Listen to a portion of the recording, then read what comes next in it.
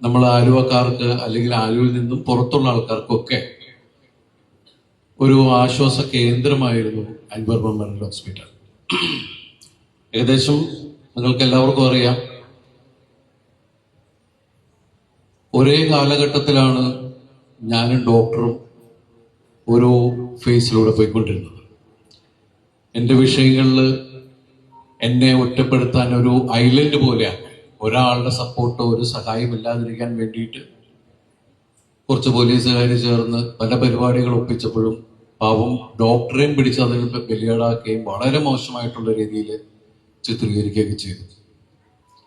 എനിക്കതൊരു വലിയ സങ്കടം ഉണ്ടായിരുന്നു. കാരണം എൻ്റെ പേരിൽ പാവം ആ നല്ല മനുഷ്യൻ എത്ര ബലിയാടാകുന്നു.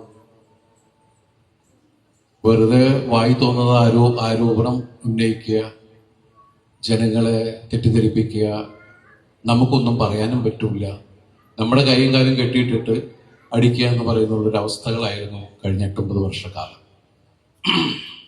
ഡോക്ടർ എന്നെ വിളിച്ച് ഇടയ്ക്കിടയ്ക്ക് ചോദിക്കും, ദിലീപിന്റെ കേസ് എന്തായി? ഞാൻ പറഞ്ഞു അടുത്ത ആഴ്ചത്തേക്ക് മാറ്റി. അപ്പൊ ഡോക്ടർ ദൈവമേ, അപ്പൊ എന്റെ മാറ്റും. അപ്പൊ എല്ലാ തവണയും ഡോക്ടർ ഓരോ തവണ ചോദിക്കും ഇപ്പൊ എന്തായി? ഞാൻ പറഞ്ഞു ഡോക്ടറെ ചിലപ്പോ അടുത്ത ആഴ്ച എന്ന് പറയുന്നുണ്ട്, എന്റെ അങ്ങനെ തന്നെ പറയുന്നുണ്ട്, അതെന്താവോ ഇനി. ഈ ദിലീപിന്റെ കേസ് വെച്ചാൽ ഈ കോടതി പരിപാടികൾ പോലെ തന്നെയാണ് ഇപ്പൊ എന്റെയും കാര്യങ്ങൾ ഇങ്ങനെ പോയിക്കൊണ്ടിരുന്നത്. നിങ്ങൾക്ക് പ്രശ്നം വന്നപ്പോ എനിക്ക് ഹാർട്ട് സർജറി ആയിട്ട് ഞാൻ ഹോസ്പിറ്റലായി. നോക്കാം എന്ന് പറഞ്ഞ് ഡോക്ടർ എത്രയോ വർഷക്കാലം ഈ കോടതിയിൽ പോയി ആ കോടതിയിൽ പോയി, അങ്ങനെ മേൽക്കോടതിയിൽ പോയി, കീഴ്ക്കോടതിയിൽ വരുന്നു, പിന്നെ മേൽക്കോടതി പോകുന്നു. സൈഡിൽ കൂടി നമ്മളുടെ കേസ് കൊണ്ട് നമ്മളും ഇതേപോലെ പോയിക്കൊണ്ടിരിക്കുന്നുണ്ട്. അവസാനം സത്യം ജയിച്ചു എന്ന് പറയുന്ന പോലെ ഡോക്ടർക്ക് അദ്ദേഹത്തിന്റെ ആശുപത്രി തിരിച്ചു കിട്ടി. അദ്ദേഹം ഇത് നഷ്ടപ്പെടുത്തി കളയുമെന്നുള്ള ഭയം ഉണ്ടായിരുന്നു എനിക്കൊക്കെ. കാരണം മനസ്സ് മടുത്തിട്ട്. കാരണം ഇന്ന് എനിക്ക് തോന്നുന്നു ആലുവയില് ഒരുപാട് ചാരിറ്റി ചെയ്യുന്ന ആളുകളുണ്ട്. അതില് എടുത്തു പറയേണ്ട ഒരാളാണ് ഡോക്ടർ ശ്രീമൈരാജ്.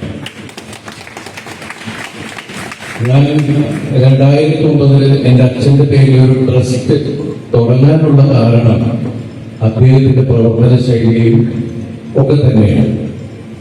കാരണം ഈ നമ്മുടെ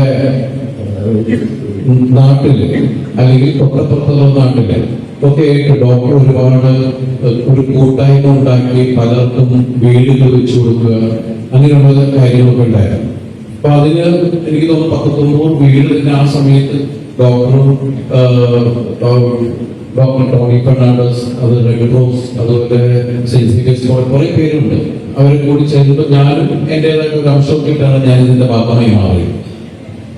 പിന്നീട് ട്രസ്റ്റിന്റെ പേരിൽ 1000 വീട് പദ്ധതിയൊക്കെ അതിന് ചുക്കാൻ പിടിച്ചതും അതിന് എല്ലാ കാര്യങ്ങളും ചെയ്തു തന്നതും ഒക്കെ ശരിക്കും പറഞ്ഞിട്ടുണ്ടെങ്കിൽ റെഡ് റോസ് ഡോക്ടർ CM ഹൈദരാബാദിൽ തന്നെയായിരുന്നു GP ചാരിറ്റബിൾ ട്രസ്റ്റിനെ സപ്പോർട്ട് ചെയ്തുകൊണ്ടിരുന്നത്.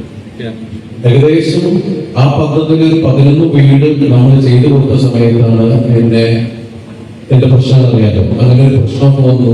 നമ്മൾ ആർക്കെങ്കിലും എന്തെങ്കിലും സഹായം ചെയ്യുകയാണെങ്കിൽ ഉടനെ അത് മറ്റൊരാൾക്ക് കാശ് കൊടുത്താണ്, ഇയാൾക്ക് കാശ് കൊടുത്താന്ന് പറഞ്ഞാണ് പോലീസ് ഈ അന്വേഷണ ദിവസം പറഞ്ഞിട്ടില്ല.